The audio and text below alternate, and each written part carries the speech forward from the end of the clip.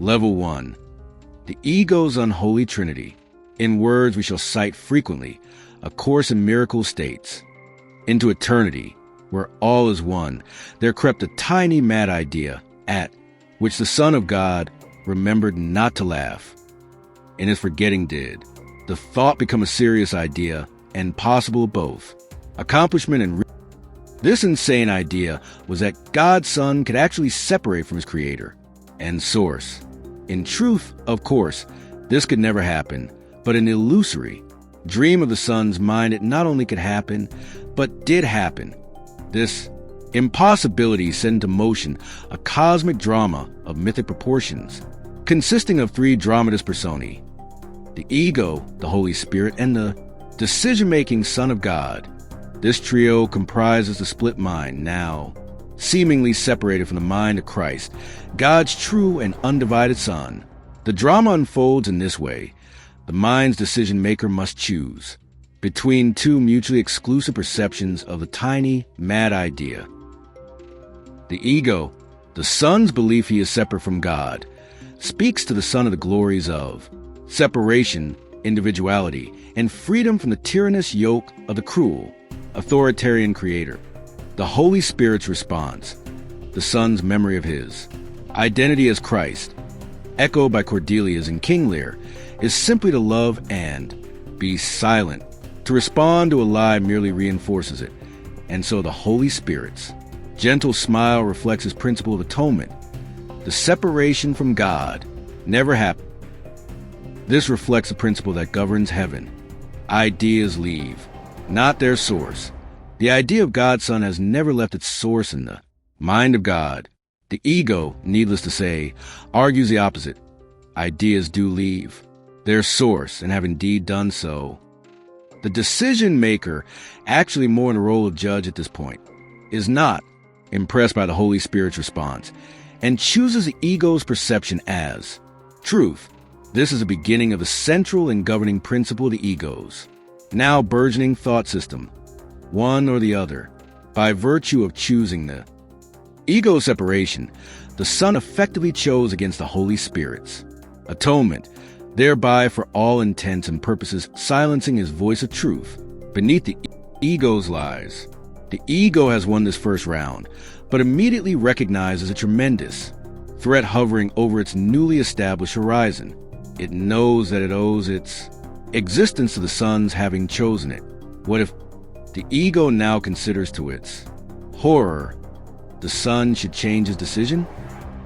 Without the power of the Son's mind to believe in it, the ego could do nothing but disappear into nothing, since it is inherently nothing. This illusion of something therefore develops a plan whereby it can preserve its illusory existence in the Son's mind. Its strategy for survival is based upon the following logic. The ego's existence is predicated on the Son's belief in it, which it has already achieved by virtue of his mind's decision. Its extinction can come only when the Son changes his mind. Therefore, making the Son mindless, causing him to forget he even has a mind, ensures that he cannot change a mind he no longer remembers he has. Thus, all that remains is for the ego to convince the Son it is in his own best interest to be mindless. Only then will the Son voluntarily choose to leave his mind and never return. Now established in theory, the ego's plan needs implementation.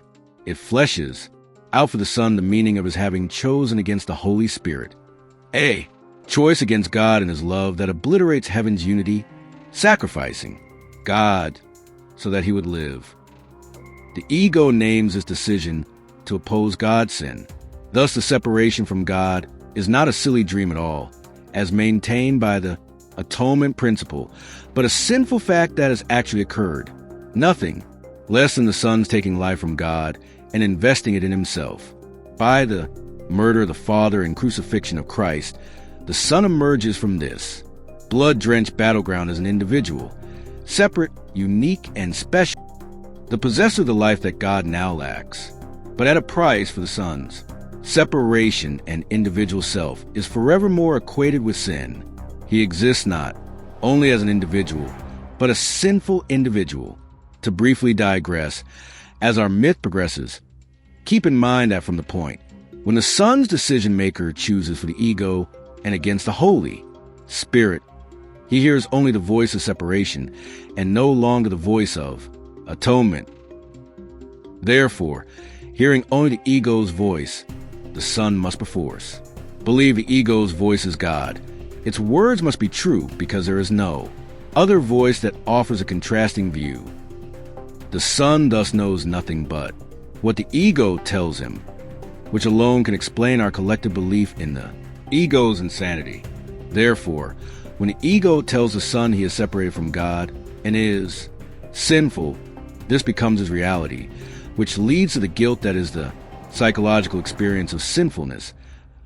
I have not only done a terrible thing, I am a terrible thing. My identity as a separated self is inherently sinful, for I have become what I did. I sinned and am now incontrovertibly a sinner. Remember, this is the ego's myth, its purpose being to induce the Son to leave his mind, literally and figuratively. The first step toward achieving the ego's aim, therefore, is to convince God's Son he is a separated, sinful, and guilty entity.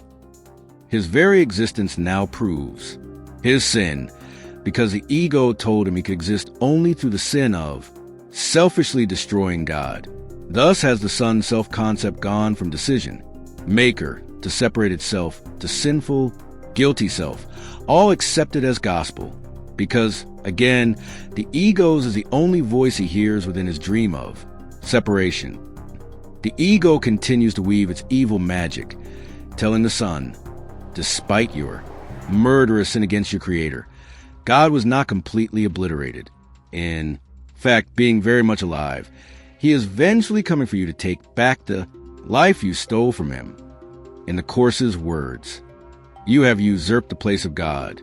Think not he has forgotten, and now there is no hope except to kill. Here is salvation now.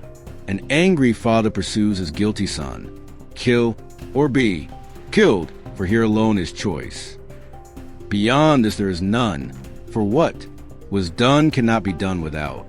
The stain of blood can never be removed, and anyone who bears the stain on him must meet.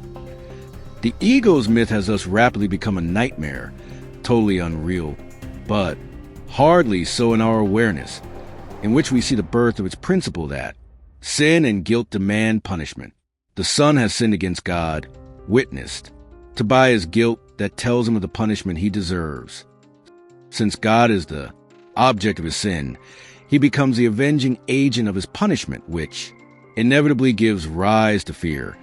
If the Son does not act quickly, therefore, God will certainly destroy him. The origin of the belief in death that is the justified conclusion of a life of sin. I stole life from God, and so it is only right he steal that life from me, leaving me lifeless. When God takes away my life, he has it, and I do not. The principle of one or the other. In order to gain, something or someone has to be sacrificed. Thus the choice is between a separated Son or a living God of oneness. If God has life, there is no ego. If the ego has life, there is no God. The ego has, therefore, cleverly orchestrated its plan, so that the mind of the Son has become a battleground in which he is helplessly pitted against his Creator. Within the ego story, of course, the Son is no match for this avenging, maniacal, and destructive deity, which means that having listened to the lies of the ego, he is in serious trouble. If he remains his now terrified mind, the home of his sinful separation and guilt-ridden individuality, he will surely be destroyed, for, given his enemy, annihilation is certain. He will not disappear into the heart of God. He will just disappear. In other words, the ego has the Son of God exactly where it wants him. Remember, the purpose of the ego's machinations was to convince the Son voluntarily to leave his mind and never, ever return, thus rendering himself mindless. If he does return, he will meet with certain death as a result of his sin, born of the separation from God. Therefore, the principal characteristics of the separated mind now include sin, guilt, and fear of death. The son now has no choice but to say to the ego, his only friend, I believe in all you say. Please help, for if I remain an instant longer in the mind, my existence is over. The ego, its words dripping sweetness and concern, replies, I have a wonderful plan to save you. Just continue to trust me. The son has no choice. The voice for God has been effectively silenced, and thus the ego is allowed to continue weaving its web. The way you escape to safety is simply to leave the mind. Psychologically, this is called projection, wherein we take what we believe to be in the mind and put it outside, hurling the mind's contents away from us, in the magical belief they will be safely outside us. Therefore, when we project a thought of separation, individuality, sin, guilt, and fear of death, the result is a physical world of separation, individuality, sin, guilt, and fear of death. This is the world of linear time, that is the coarsest version of the Big Bang, which many scientists posit as the beginning of the universe. Projection not only gives rise to a separated world, but fragmented one as, well, when the ego's thought system was projected from a mind of God's separated son, it shattered into an almost infinite number of pieces, much as what happens to a pane of glass when it breaks into countless fragments. Each fragment is unique, at the same time retaining the chemical characteristics of glass. Regarding the sonship, the fragmentation yielded a quasi-infinite number of suns, each one encased in form, delineating the individual expression of the split mind's single content of separation.